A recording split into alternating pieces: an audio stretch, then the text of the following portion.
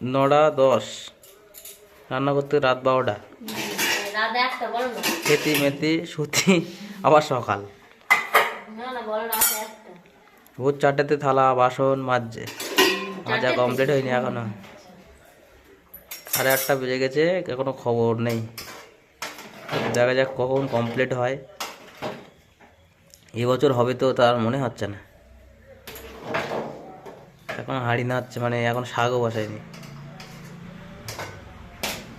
খাওয়া আমার হয়ে গেছে, আমি বুঝতে পেরেছি।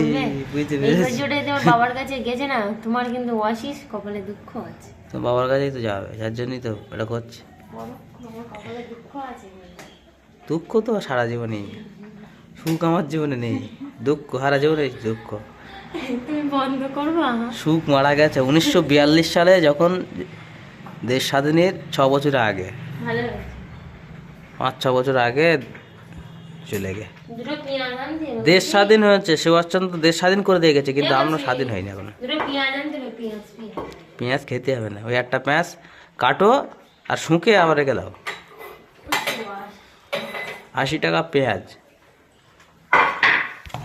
10 দিনে চালায়নি, তাহলে কি করে চালাবো? বাবা কি বলো তুমি? হুম।